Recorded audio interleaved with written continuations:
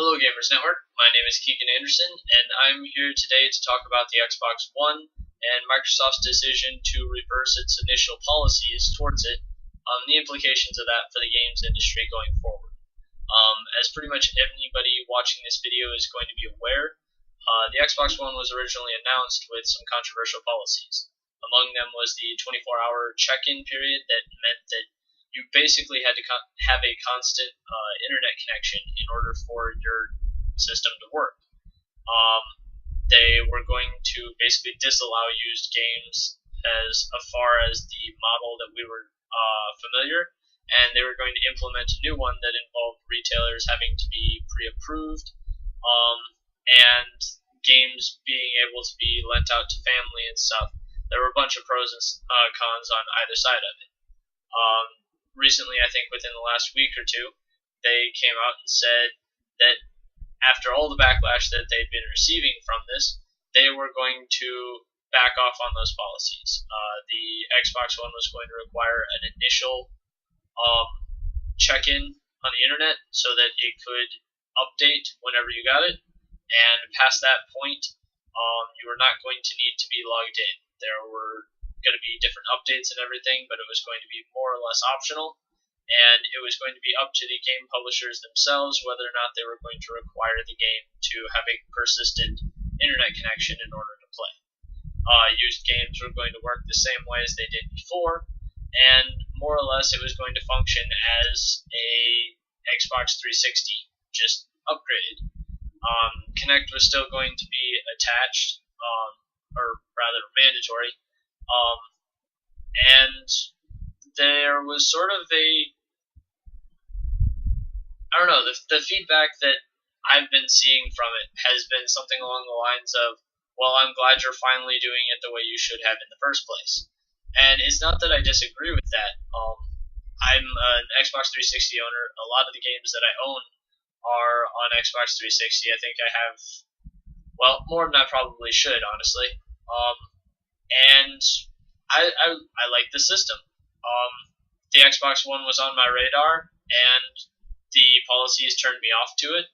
I'm glad that they changed their mind because it made me more interested in it as a consumer as far as initial purchase goes.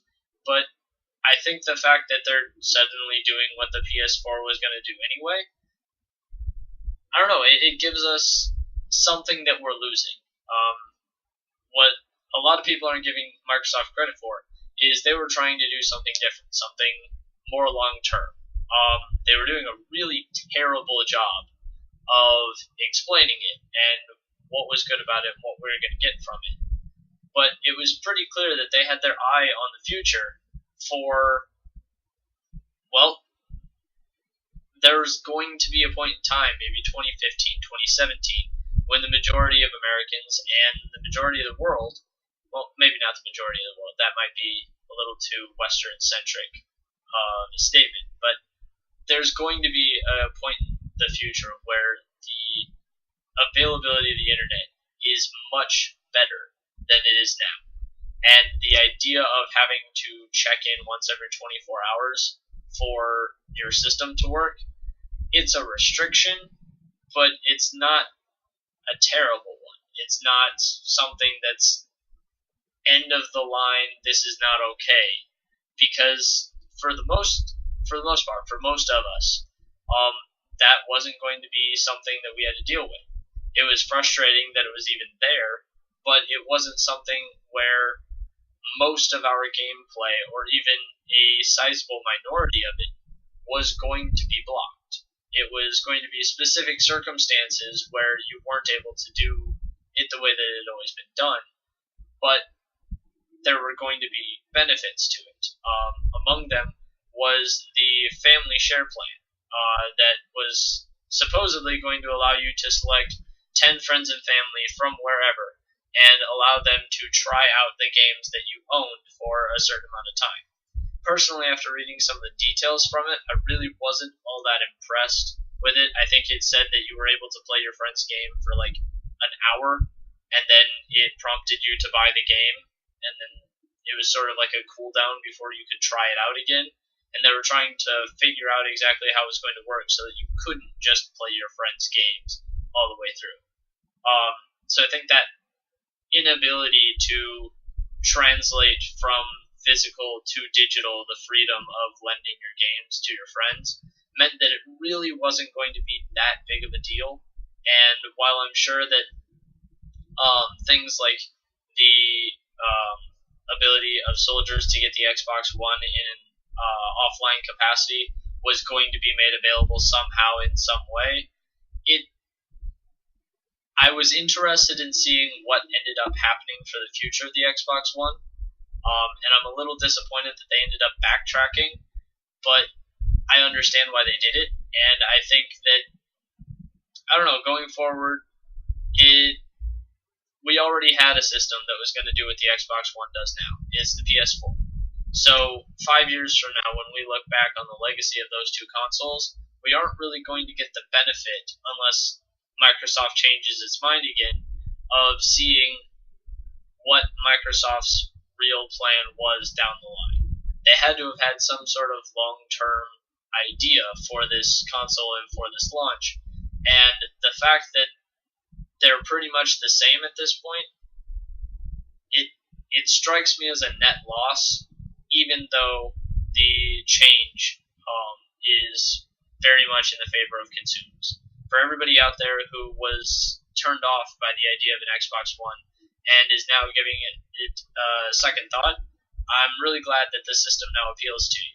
But as far as moving us towards a digital future, I was sort of excited as much as I was apprehensive to see Microsoft really have no one left to blame but themselves if they screwed it up, and to, I don't know, have everything out there and put together so that that digital experience could be designed from the ground up. We could still get that. I know there's a lot of people who are concerned that a year or two from now, Microsoft is going to reinstitute the DRM policies, and all of a sudden everybody's just going to have to deal with it. I don't think Microsoft would do that, but hey, I didn't think they'd do it in this way in the first place.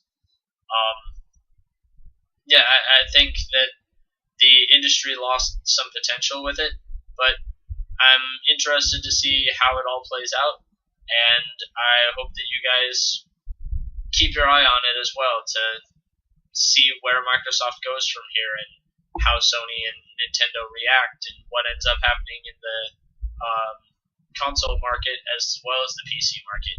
I know the Ouya and the Game Stick haven't really had their opportunity to get in the public eye yet. They could make some sort of impact, maybe on par with OnLive, and some sort of impact there. The Steam box still has information that hasn't been released yet, so I'm really excited to see what ends up happening there. It's all sort of up in the air at this point. The only thing that we know for certain is that now, if you like Xbox games better than the PS4 games, then you get the Xbox. That's about it. For everybody out there, this is me signing off. If you're interested in conversations such as these, I will include a link to the Facebook group Gamers Network in the description. We are a public, open Facebook group and welcoming to any sort of gamers, indie, mainstream, casual, hardcore, MMO, whatever prefix or adjective you decide to ascribe to yourself. You'll find somebody in our community and hopefully hit it off. Catch you later.